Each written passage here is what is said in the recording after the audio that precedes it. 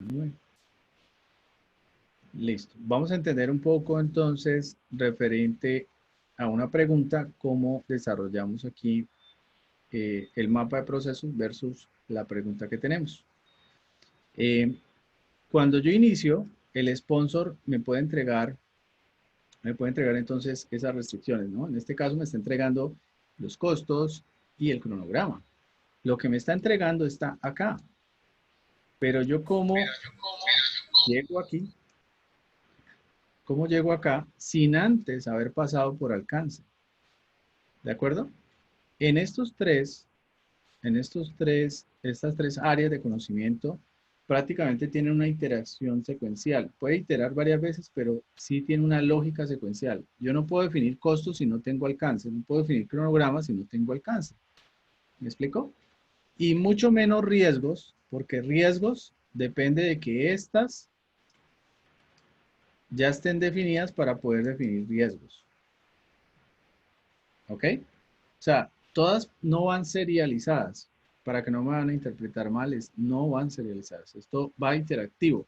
Pero sí hay una lógica fuerte entre definir primero el alcance, definir cronograma y definir costos. Esa es una interacción constante en esa secuencia. Si no tengo alcance, no tengo cronograma ni tengo costos. Como él me está pasando cronograma y costos, pues lo primero que yo debería estar haciendo es ya tener algo de alcance. Y como me están hablando de los requisitos, requisitos está aquí. ¿Ok? Entonces, volviendo a la pregunta, borremos aquí y vámonos otra vez a la pregunta. Es, todas ya entendimos que son negativas, pero de las negativas tienen un orden. Por lo tanto, el orden sería, este sería primero el orden. Podría ser, tiene más sentido este. Incluso, incluso, incluso aquí también pasa algo. El riesgo sería más de último. Estimación detallada puede ser, estén hablando del detallado de los mismos costes del cronograma, por lo tanto va después. Y trabajar con el equipo para desarrollar un plan de dirección de proyectos. Incluso cuando ustedes también lo colocaron, uno podría decirse, esta puede ir, pero de hecho esta estaría como macro. Esa D estaría como macro. Pero como están hablando de la triple restricción, costos, cronograma, ¿y qué es lo otro que falta? Alcance. Alcance son requisitos. Requisitos debería ser la mejor opción ahí.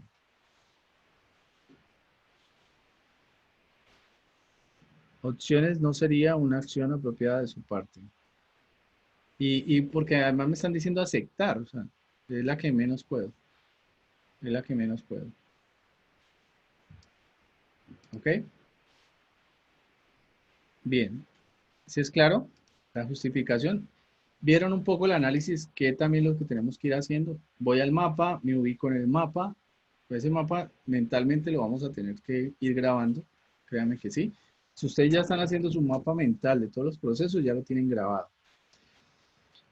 Y con eso vamos entendiendo un poco en dónde me paro en la pregunta. Entonces también es súper clave saber en qué fase, qué grupo de procesos estoy.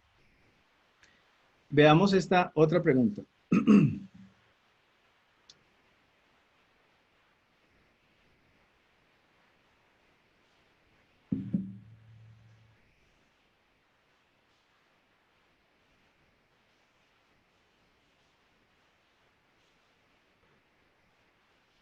Entonces dice, un director de proyectos no tiene mucho tiempo para hacer planificación, pues ya se aproxima la fecha de inicio obligatoria.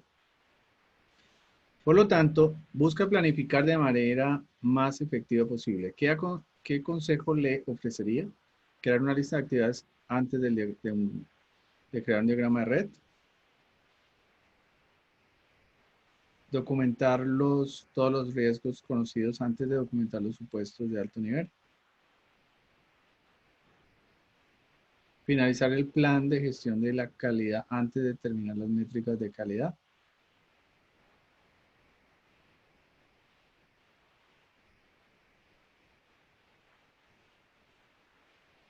Asegurarse de que tenga un acta de constitución de proyecto firmada y luego comenzar con la EF.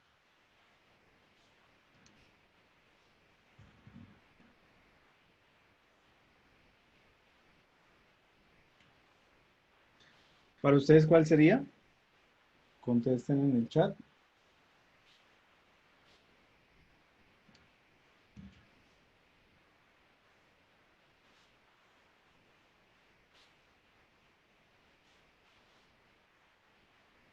Ok.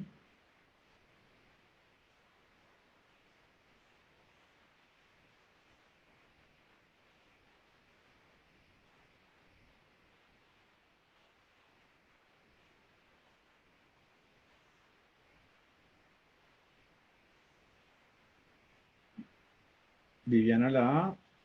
Ok. D. Astrid. Ok. Veamos. Yo me iría, yo me iría por la D.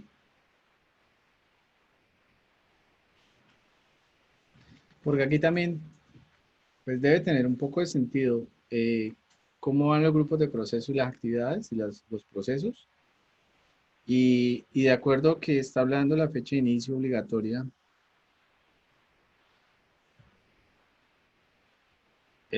pues hay que tener un acta y luego yo obviamente comienza con la de T. Aunque, aunque uno diría, se está saltando de pronto el plan de gestión de proyectos, ¿no? Porque es parte del plan. Entender que el acta ya tiene que estar y que luego pasa a crear el alcance.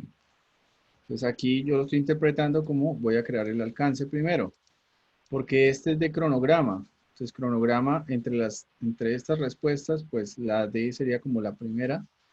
Documentar los riesgos conocidos me iría mucho después. Finalizar el plan de gestión de calidad mucho después de cronograma. ¿De acuerdo? Bien, Mira, en esa te cuál digo, fue. en esa la respuesta es la A, porque yo también puse la D por el mismo análisis que tú estás haciendo, porque yo dije, bueno, si vamos en el orden de lo que decías ahora del mapa mental y todo, pero digamos que en el orden sí iría primero eso, que yo tengo que tener la constitución como entrada para pues poder generar el alcance, pero entonces aquí no podemos tomar el inicio de la EDT como alcance, porque tengo que tener primero definir el alcance para poder hacer la EDT.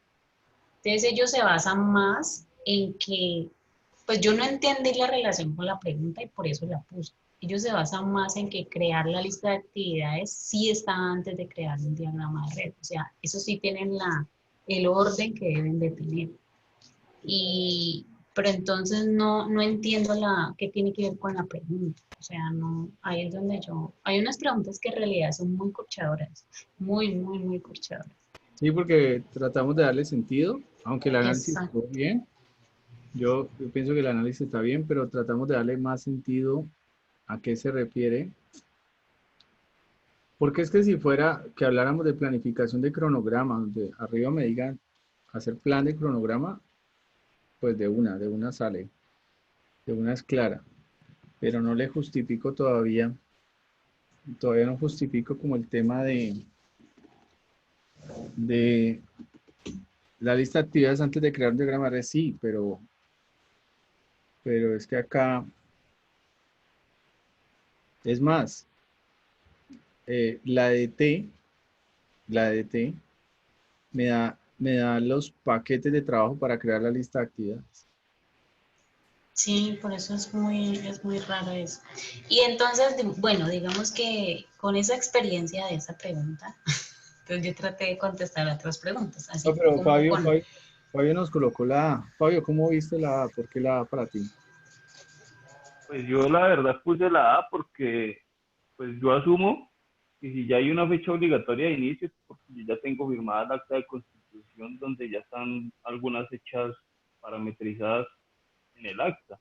Entonces yo asumo que ya la tengo una fecha de inicio y pues tengo que proseguir. O sea, el acta yo asumo que ya la tengo. Por eso coloqué la A.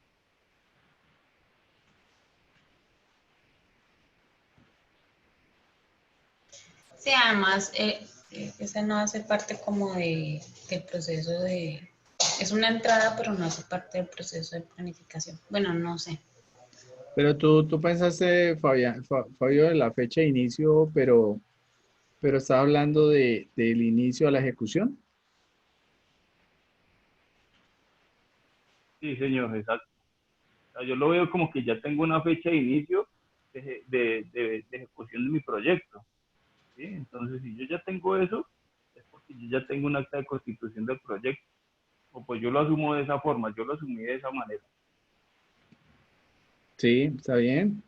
Lo que estoy viendo es que acá, cuando dice fecha de inicio, también puede ser que en la traducción me diga, miren lo importante de la traducción a veces, para uno interpretar, porque la fecha de inicio, no es lo mismo decir iniciación en inglés es distinto a decir kickoff. En español, uno diría que es lo mismo, en español, porque uno en español kickoff es iniciación de la ejecución, ¿sí? Pero, pero en inglés se ve la diferencia, se entiende la diferencia, ¿no? Una cosa es estar en iniciación y otra cosa es estar en kickoff.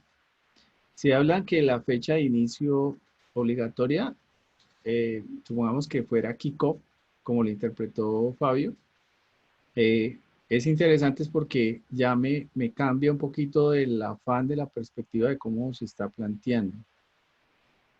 No sé si, ¿sí? ¿Me entienden allí? Esto lo hago con el sentido de que ustedes también observen Rita va a ser muy complicada. Rita, estas son preguntas de Rita, ¿no? Entonces Rita nos va a preguntarlo bien cascarudo, sino que al traducirlos también nos pone en doble cáscara, ¿sí? Entonces, si fuera que en inglés dijera kickoff, algo así, como la fecha kickoff, entonces me está diciendo prácticamente que va a arrancar. Aún así,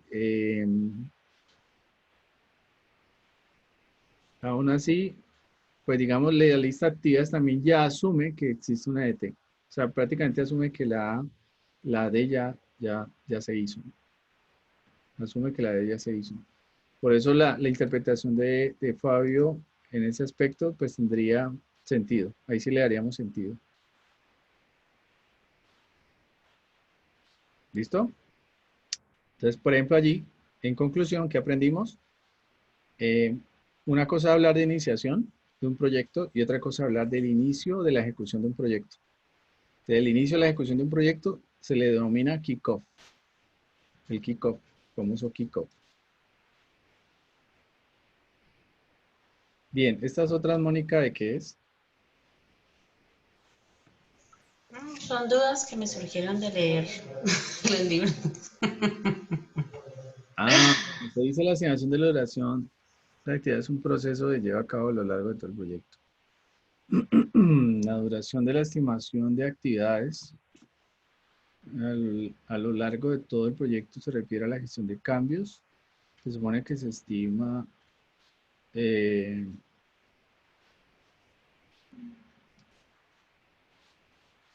ya, ¿me la explicas mejor? Es que dentro de la planeación está la actividad de hacer la estimación de la duración de las actividades, ¿no es cierto? O sea, yo lo hago dentro de la planeación pues para poder obtener finalmente el cronograma, ¿no es cierto? Sí, estimar la duración. Ajá, de las actividades. Pero entonces mi duda, pues yo entiendo que, y por todo lo que he leído, pues todo el proceso puede ser iterativo y por lo que tú decías en la primera pregunta de allá arriba, donde yo puedo estar haciendo iteraciones porque no puedo tener el plan detallado desde el inicio. Pero a lo que yo me refiero es que si yo, es que cómo te explico, a ver, una duración de la actividad, o sea, en medio de todo el proyecto, pueden surgir actividades que no hagas tú al inicio del programa, del proyecto, o sea, en la planeación, o puede ser que la duración que yo planeé, pues no era la adecuada. Pero entonces eso solamente se da a través de un control de cambio. Ya, Pero pues entonces, ¿cómo lo puedo hacer sin que sea un control de cambios? Porque, pues no, ahí no se me pierde. ya, no, bueno, voy a explicar dos conceptos para que aclaremos allí. Incluso, vámonos entonces para la guía una de las guías o voy a escoger un libro para que expliquemos bien ese concepto.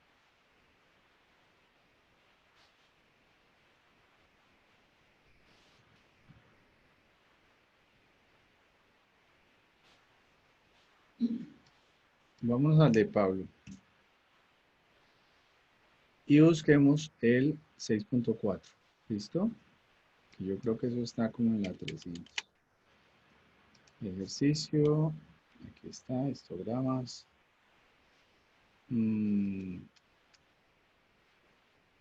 Calidad. Ya.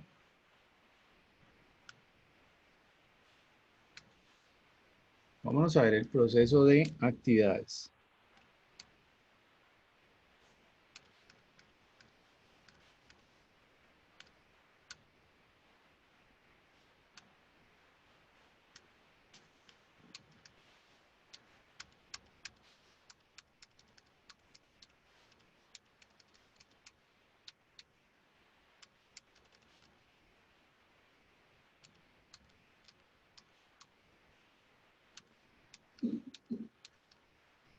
Sigo en costos. Denme un segundito. Miremos actividades.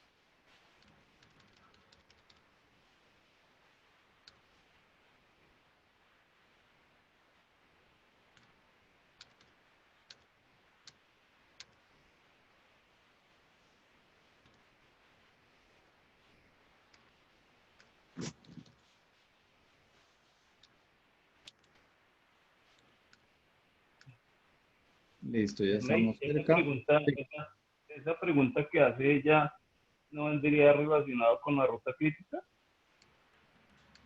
sí, también. Es que creo que es todo esto. No.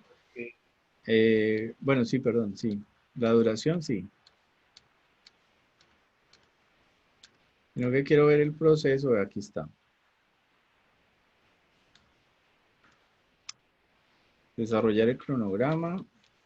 eh,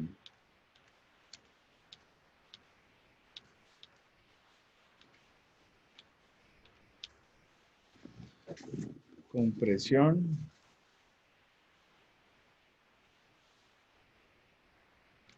Ah, no, está antes.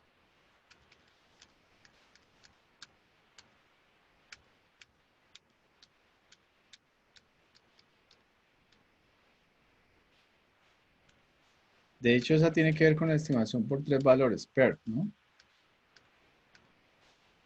Estimación de la duración de las actividades, ¿ok?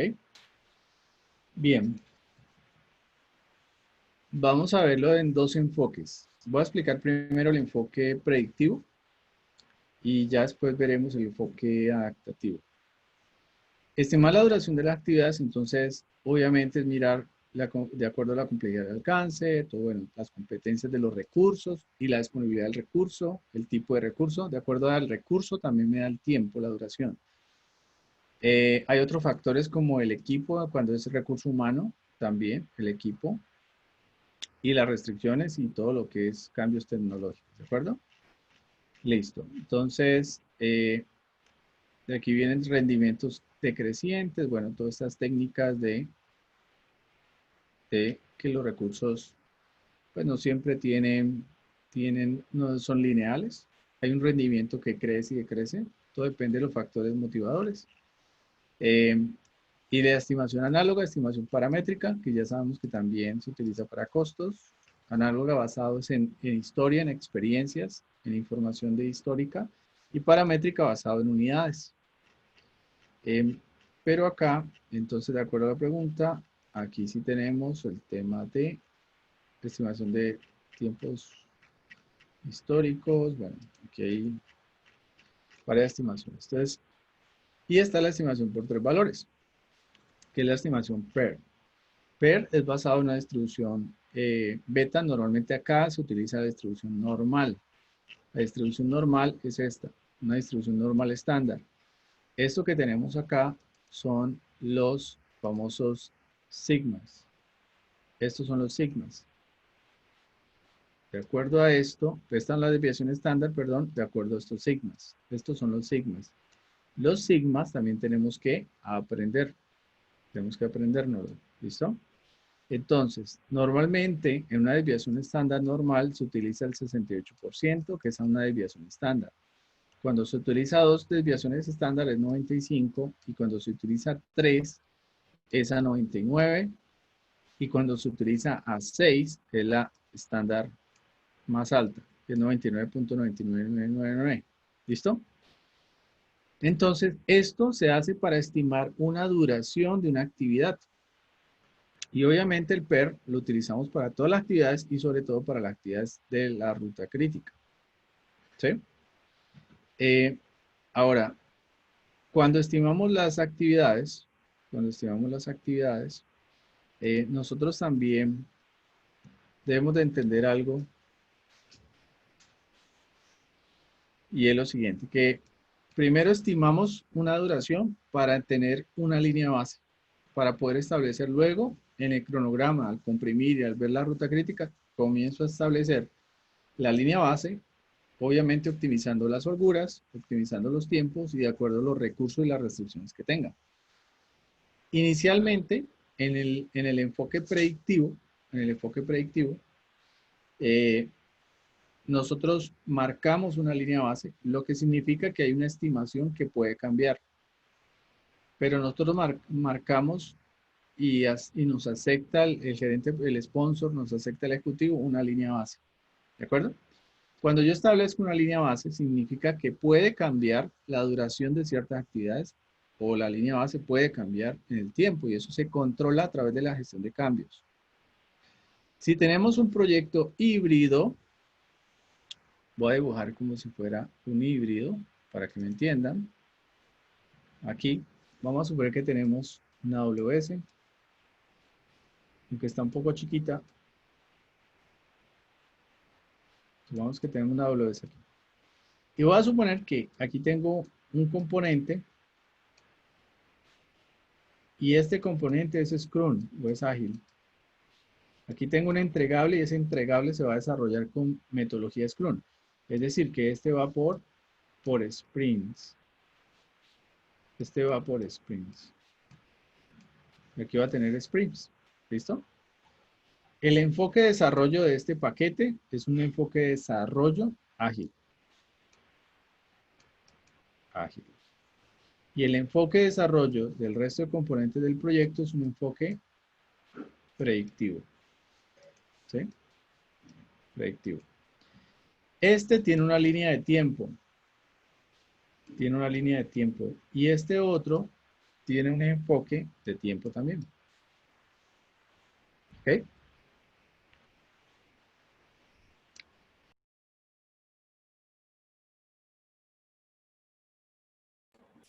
¿Listo? Entonces, el enfoque de una línea ágil permite cambios siempre y cuando los cambios los tiempos que hemos definido acá, obviamente no vayan a impactar los tiempos que hemos definido en el proyecto, en el resto de paquetes del proyecto. O sea que él tiene un tiempo, supongamos que sean 3 meses para desarrollo ágil, entonces tiene un tiempo para desarrollar cambios las veces que sea, y este sí permite una gestión de cambios mucho más ágil, mucho más, permite cambios, mejor dicho, permite hacer cambios en esta línea. En cambio acá, tiene que pasar por un sistema de control integrado de cambios. Aquí sí es más complejo. Aquí tiene que pasar por un sistema de control integrado de cambios. ¿Ok? Pero antes de todo esto, había una planeación. En la planeación yo estimé y me aprobaron esa planeación, por lo tanto, allí puede cambiar, pueden que existan cambios en la planeación, pero son cambios de la misma planeación y de ciertos artefactos de la planeación. Pero una vez que la planeación se apruebe y tengamos una línea base, la línea base, dependiendo del enfoque de desarrollo, permite o no permite los cambios hacia la duración de las actividades. ¿Sí? Voy a volver a validar contigo si esa era la pregunta, ¿sí? De lo que me estabas diciendo, si aceptaban o no aceptaban cambios. No, o sea, bueno, estuvo buena esa explicación y bueno, eso sí lo entiendo. Lo que pasa es que ahí mismo, sí, ahí mismo dice que la estimación de la duración de las actividades es de elaboración progresiva. Se supone que la elaboración progresiva se hace cuando se hace en la medida en que van sucediendo las cosas. Entonces no entiendo cómo, no Ya, entiendo dentro cómo de... puede entonces uno hacer un cronograma antes de si no tengo la duración. No, no, no. ¿Cómo va a ser mi línea base si no tengo la duración de las actividades, sino en la medida en que voy progresando? No, Eso planeación no estoy progresiva comprendiendo. se refiere a lo siguiente. Tú inicias, haces una iniciación, aquí hay un tiempo. Digamos que este es un inicio. Pero inmediatamente tú empiezas a planear, ¿verdad? Sí. Aquí hay un plan. ¿Listo? En esta planeación es donde existe, así como el mundo ágil, existe una planeación progresiva, o sea, circular. ¿Qué quiere decir eso? Yo estoy planeando el alcance, ya planeé el alcance, estoy de una vez metiendo los recursos, estoy de una vez metiendo los riesgos, estoy de una vez metiendo contingencias, estoy progresivamente lo estoy descubriendo y al mismo tiempo configurando en mi plan. Eso es lo que significa planeación progresiva. Que a medida que voy planeando, estoy descubriendo que un riesgo llegó, que la adquisición, que por ejemplo, en un paquete tenemos que adquirir algo y eso viene de Estados Unidos, pero ahorita el transporte está más lento, entonces la duración está más lenta porque en este momento las condiciones de transporte para ciertos equipos está mucho más lento que antes, por dar un ejemplo. Entonces, ¿eso qué significa? Que me tocó replanear. Estoy en la etapa de planeación, que esto puede durar, no sé si semanas o meses. Supongamos que sea un mes de planear un proyecto. ¿Sí? Un mes. Y en este tiempo, yo estoy haciendo cambios todo el tiempo. O sea, a lo mejor una actividad que al inicio yo dije, bueno, eso se puede demorar 8 días, pero cuando nos damos cuenta que hay un riesgo, que es el riesgo de la cuarentena, de los transportes, no sé qué, entonces, esto se nos puede demorar un mes. Entonces cambió la duración. Eso es una planeación progresiva, porque a medida que voy descubriendo las áreas de conocimiento, todas las áreas que vamos a tener acá de conocimiento, las áreas van impactando lo demás. Y eso significa que yo voy desarrollando cambios durante la planeación, hasta que llego a una planeación aceptada o una estimación RON, una estimación aceptada en lo posible, eh, que ya digo, con esto yo lo presento. Y con esto me voy a un 68% de probabilidad de que ocurra. ¿Sí? Me voy a una estimación que tengo, imagínate, un 68% de probabilidad, ni siquiera estoy en 99%, no lo puedo estar. En tiempo siempre me voy a una desviación estándar. ¿Sí? Bueno, casi siempre, a menos de que me digan que vaya más preciso, pero tengo un 68% de probabilidad de llegar en esos tiempos, pero tengo un 32% de probabilidad de no llegar. O sea que sigue siendo estimativo, sigue siendo eh, sí, es de estimación, pues sigue siendo probabilístico. ¿Ok? A eso se refiere con planeación progresiva. Una vez se define la línea base, ya lo que hablamos de progresiva se refiere a los cambios que se hagan ya en la línea base. Entonces, si yo voy a hacer un cambio en la línea base, yo también tengo que determinar eh, menos, o eso sí menos, como lo expliqué al inicio, ya estimo menos, porque los cambios tienen que ser menores para poder que el proyecto se vaya entregando en el tiempo. ¿Sí? Que fue lo otro que se explica acá. O sea, que lo que estamos hablando de esto se refiere a la planificación, de cómo planeo. Y es una planeación continua y progresiva. No es un tiempo que yo di, yo analizo, con los stakeholders miro, proveedores, no sé qué, y me doy cuenta que después no me equivoqué. O pasó algún riesgo o algo que hizo que cambiara esa estimación y la estoy cambiando durante la planificación. Y eso, toda esa interacción significa planeación progresiva.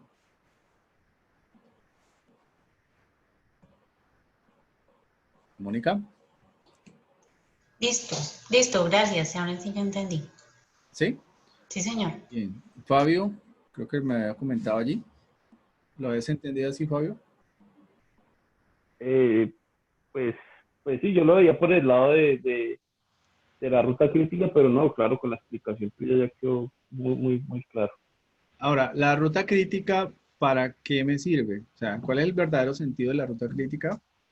Y es que la ruta crítica básicamente me ayuda a entender los riesgos que tiene en la línea de tiempo o las líneas de tiempo, los caminos críticos de tiempo que va a tener mi proyecto.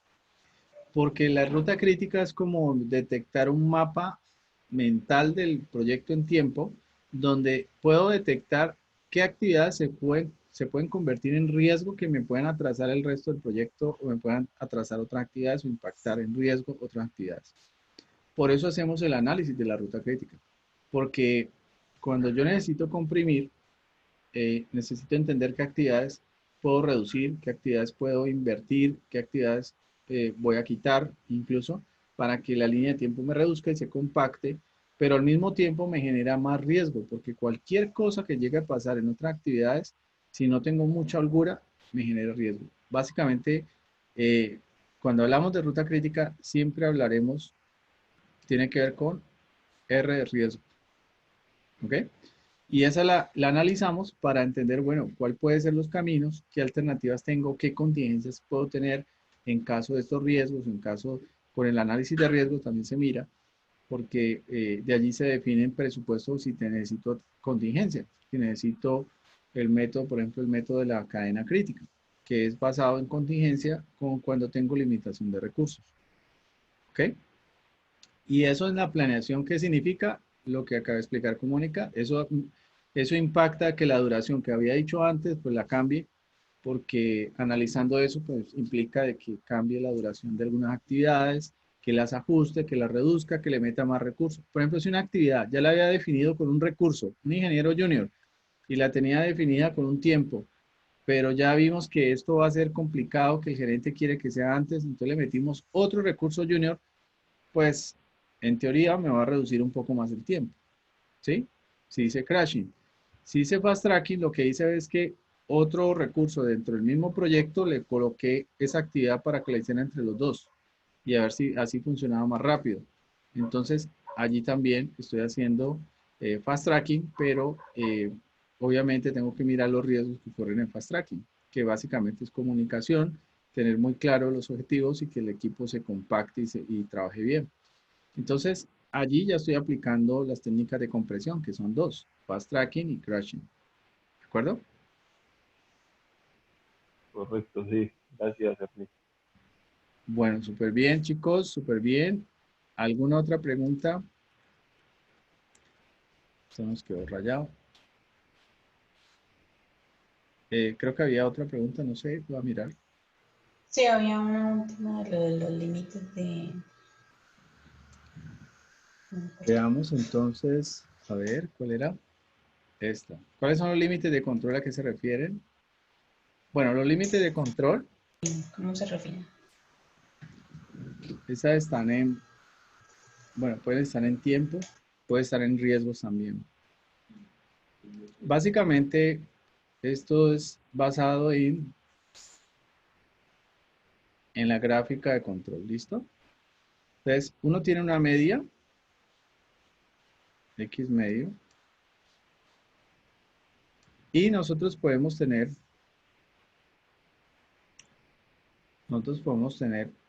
¿sí? Una línea de tiempo, límite superior, un límite inferior, ¿sí? Cuando tenemos esto es porque esto es un cuadro de control estadístico. Yo tomo muestras estadísticas, tomo muestras o monitoreo alguna actividad, un paquete o monitoreo algo. Y esto lo que me da en un tablero de control, pues me da como una curva. Es como si tuviéramos el tablero de la gasolina. Ahí tengo el de la gasolina del carro, supongamos. Allí me muestra es hasta dónde tolera él, hasta dónde me alerta que se va a acabar la gasolina y en qué momento me dice ya te quedas sin nada, ¿cierto? Esos son límites. Establezco esas banderas para establecer alertas. Entonces, en esta gráfica que habla de los límites de control, se refiere a lo siguiente. Tengo un límite superior y tengo un límite inferior. ¿Listo? Y aquí en esos límites, yo establezco los límites. El cliente también establece sus límites. Normalmente, nosotros debemos de estar por debajo de los, o sea, entre los límites del cliente. Ese sería el límite superior del cliente.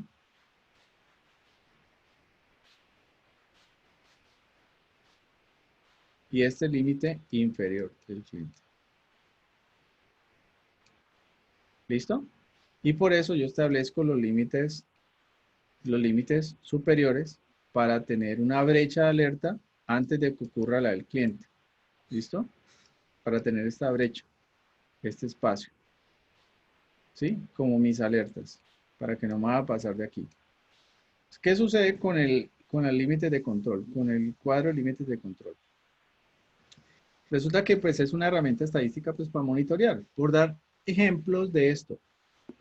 Supongamos en un software, yo podría, en caso de un software, pues, tener cuántos errores y bugs han salido de tal módulo. Y yo tener un cuadro de control que me diga cuántos han salido de ese módulo. Entonces, cada vez que salga un errorcito, tener una medida que me implique, basados en la media, que me diga ese errorcito, ¡pum!, pego acá. La otra muestra que tomamos, pego aquí. De pronto otra muestra que tomamos, ¡pum!, pegó acá. Este que pegó acá arriba, que pegó acá arriba, este se considera un punto de control. Porque hay que investigar por qué se salió dentro del parámetro que yo tengo, dentro de los límites de control, se salió. Y casi le pega al cliente prácticamente. ¿Sí? Supongamos que el cliente me dice, voy a inventarme escenarios, ¿no? Que el cliente me dice que una transacción no puede tener tales errores porque si llega a fallar un error puede ser una multa del gobierno, del súper o el ente controlador. Y supongamos que yo estoy en esa muestra y pega uno por acá. Esto puede ser una alerta de control y puede ser un riesgo porque si pega acá por fuera del cliente, esto se me vuelve una multa. Entonces son técnicas que podemos usar, que si yo las defino, las uso para monitorear y controlar ciertos paquetes o ciertas actividades del proyecto. Entonces, de hecho, esto también lo hacemos con valor ganado. Con valor ganado, cuando hacemos curva S, estamos también teniendo la media de la línea base del valor planificado, de la línea base del valor ganado, de la línea base de los costos actuales. También los puedo meter bajo esto, ¿no? Bien, entonces ahora, ¿qué más tenemos, chicos?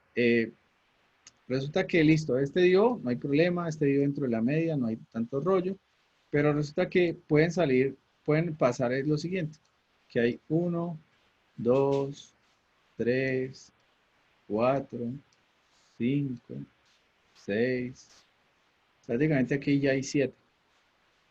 Cuando ocurre esto se llama la regla de los 7. La regla de los 7 en la límite de control sucede cuando hay 7 puntos que están por encima o pueden también estar por debajo de la media. Cuando ocurre esto es porque algo está pasando, según la estadística, esta regla es algo está pasando o se desvió o son actividades que debo controlar. Debo entender si pasó algo extraño o algo sí pasó y debo saber por qué. Y esto se llama un punto de control. Esto que tenemos acá también es un punto de control. Es algo que debo entrar a inspeccionar, hacer auditoría, saber qué estuvo pasando en ese caso. ¿Ok? Cuando hay 7 puntos por encima o por debajo de la media. ¿De acuerdo? Entonces, este es un punto de control, estos 7 puntos son un punto de control y obviamente si se pasan de los límites de control, pues son puntos de control. ¿Listo? Pregunta no sé si hay otra pregunta referente a esto.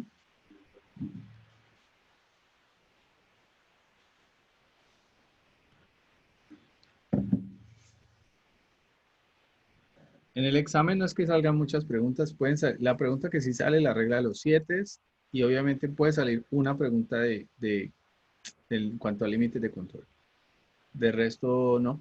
Y este tema de los límites, sabe tenerlos claros. ¿Cuándo el límite de cliente? ¿Cuánto el límite de control de nosotros?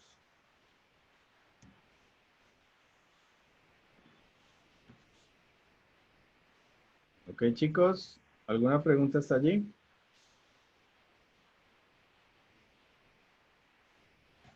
No, Darley, de mi parte no.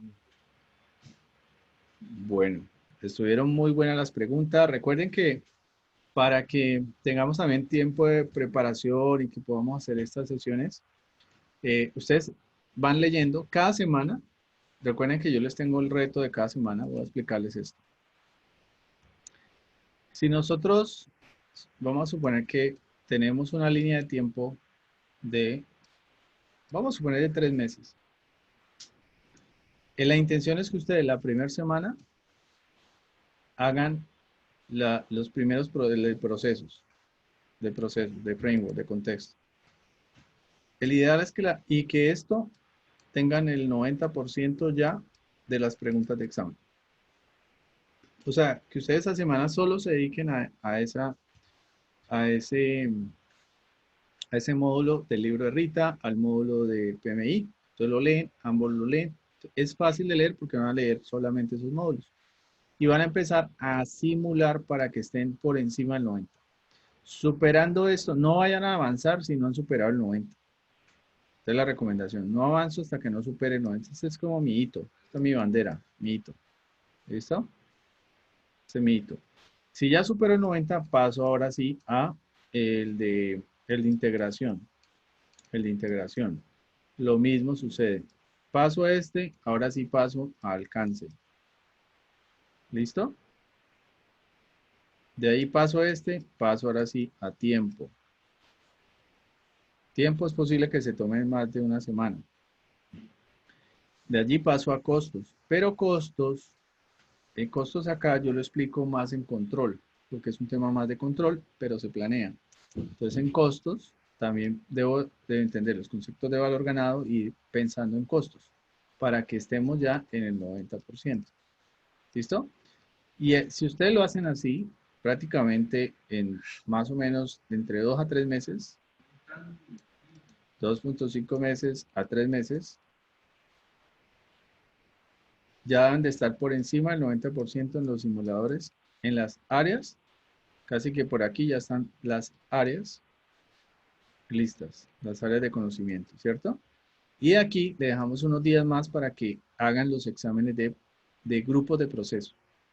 Ustedes hacen los exámenes de grupo de proceso y están por encima del 90% de los grupos de proceso.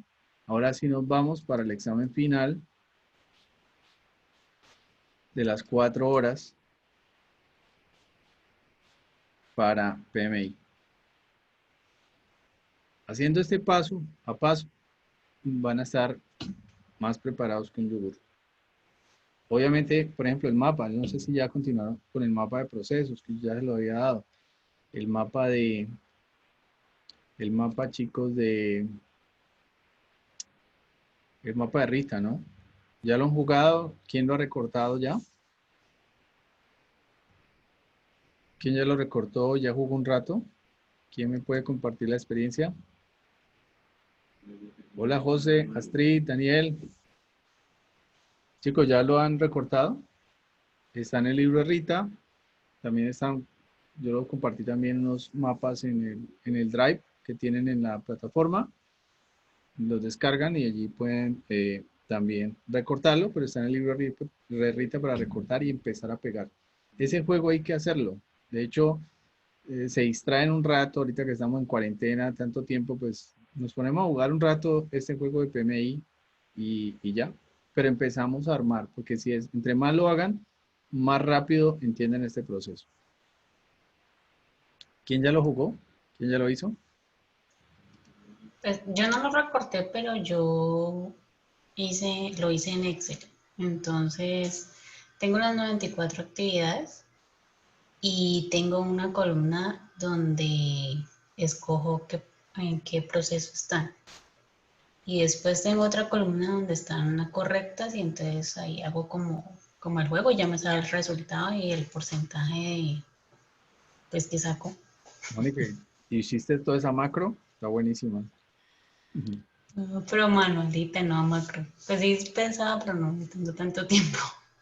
Pero es más fácil porque entonces yo cada vez tengo ya hartas simulaciones ahí, entonces se supone que cada vez tengo que ir progresando. Claro, Entonces ya no, voy como en el créeme que 90 y pico. eso, cada vez que vamos, ustedes le van haciendo, no es difícil, sino que obviamente requiere tiempo, pero cada vez que ustedes ya arranquen aquí con ese 90 van a ver que las demás son más fáciles.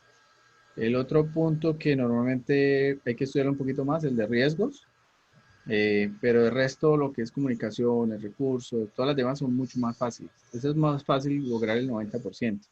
Y las tres líneas bases, que sí son las claves, que también son que estas cinco primeros áreas de conocimiento, integración, alcance, tiempo y costo, son de las que hay que sentarse a leer bien. Entonces sé que toman tiempo, entonces, pero hagámoslo así, van jugando y vamos memorizando. Y con estas sesiones vamos resolviendo los gaps. ¿Listo? Bueno, chicos, no siendo más, agradecerles mucho. Pendientes, sí los invito a que estemos pendientes de, hay unos webinars muy buenos del PMI Pacífico y de PMI Colombia, está lo del Congreso, hay cositas buenas. Creo que esta semana iban a dar una charla gratuita de alguien de, bueno, mañana está una muy buena de PMI, creo que es con Ricardo Triana. Eh, es muy bueno, es uno de mis mentores, fue el presidente global de PMI. Son cositas que hay que tener allí. Yo creo que lo publiqué en mis redes sociales, publiqué el link del registro para que si algo entren allí, se conecten. Creo que está en Facebook. Yo lo publiqué, a ver. En LinkedIn también está el de transformación. Ese es de transformación, pero este es con Ricardo, que el hombre es el duro. Ese fue uno de mis mentores, ¿no? Ricardo. Pues fue presidente global de PMI y en este momento está también como, tiene otro cargo así directivo a nivel global, buenísimo para Latinoamérica. Déjenme un segundito, miro a ver cuál era. Aquí está.